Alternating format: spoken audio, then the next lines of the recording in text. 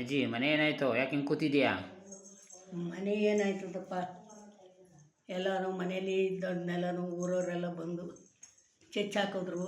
ಒಳಗಡೆ ಕೂತಿದ್ದವಳನ್ನ ತೆಗೆದು ಈಚೆ ಗಡಿಗೆ ಎಸ್ತು ಹಾಂ ಬಂದು ಎಲ್ಲ ದೊಣ್ಣೆ ದಡಿ ತಾಂಡೆ ಮನೆಯನ್ನೆಲ್ಲನೂ ಆ ಸೀಟ್ಗಳನ್ನೆಲ್ಲ ಚೆಚ್ಚಿ ಪುಡಿ ಮಾಡಿ ಪಾತ್ರೆಗಳನ್ನೆಲ್ಲ ತೆಗೆದು ಸಾಮಾನೆಲ್ಲ ತೆಗೆದು ಈಚೆ ಗಡಿಗೆ ಎಸ್ತು ಹಿಂಗೆ ಗಲಾಟೆ ಮಾಡ್ತಾಯಿದ್ರು. ಅಷ್ಟಕ್ಕೆ ನನ್ನ ಮೊಮ್ಮಗಳು ಬಂದವಳನ್ನ ಏನು ಅಂತ ಆ ಹುಡುಗಿ ಬೇಕು ಬಂದು ನಿಂತ್ಕೊಂತಿದ್ದಂಗೆ ಬಂದು ಆ ಹುಡುಗಿ ಕೈಗಳು ಫೋನ್ ಕಿತ್ಕೊಂಡು ಎಳ್ಕೊಂಡು ಹೋಗೋಷ್ಟರ ಒಮ್ಮೆಳೆ ಕೈ ಹಾಕೊಂಡು ಇಸ್ಕಿ ರಟ್ಟೆ ಹಿಡ್ದು ಎಳ್ದಾಡಿ ಇದು ಮಾಡೋರು.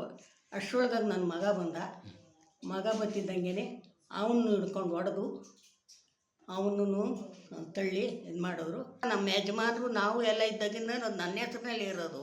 ಅದನ್ನೆಲ್ಲ 5 ಜನ ಮಕ್ಕಳಲ್ಲಿ ಎಲ್ಲರೂ ಮದುವೆ ಸೋಮನ ಎಲ್ಲನೂ ಮಾಡಿ ಇಲ್ಲಿನವರೆಗೂ ನಾವು ಇದ್ದಿದ್ದದು.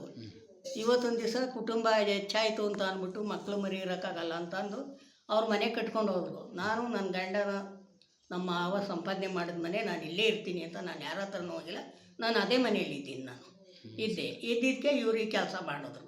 ಸರಿ, ಕೋರ್ಟಲ್ಲಿ ಕೇಸ್ ಇತ್ತಾ? ಕೇಸ್ ಇತ್ತು ಕೇಸ್ ಇದ್ರೂ ನಾವು ಕಂಪ್ಲೇಂಟ್ ಕೊಟ್ಟರು ಅವ್ರೇನು ಮಾಡಿದ್ರು, ಬಂದು ಏನು ನೋಡಲಿಲ್ಲ, ತಗೊಂಡ್ರು. ಅದೇ ಕೆಲಸ ಮಾಡುತ್ತಲೇ ಅವರೇ ಕಂಪ್ಲೇಂಟ್ ಕೊಟ್ಟರು. ಯಾರೂ ಏನು ಇದು ಮಾಡಿಲ್ಲ, ಅರೆಸ್ಟ್ ಮಾಡಿಲ್ಲ, ಏನೂ ಇಲ್ಲ. ಅಲ್ಲಿ ಕೊಟ್ಟಿದ್ದೀವಿ ಕಂಪ್ಲೇಂಟ್, ಬಂದಿಲ್ಲ, ಯಾರು ಬಂದು ಏನು ಮಾಡಿಲ್ಲ.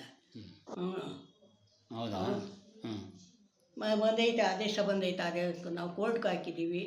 ಕೋರ್ಟ್ಗೆ ಹಾಕಿದ್ರು ಆದೇಶ ಬಂದದೆ ಅಂತ ಸುಳ್ಳೇ ಹೇಳಿದ್ರು, ನಿನ್ನೆ ಹೇಳಿದ್ರು. ಬಂದು ಚೆಚ್ಚಾಕಿದ್ರು ಮನೇನ. ಹೆಚ್ಚಿನ ವಿಡಿಯೋಗಳಿಗೆ ಪ್ರತಿಧ್ವನಿ ಯೂಟ್ಯೂಬ್ ಚಾನೆಲ್ ಸಬ್ಸ್ಕ್ರೈಬ್ ಮಾಡಿ, ಬೆಲ್ ಐಕಾನ್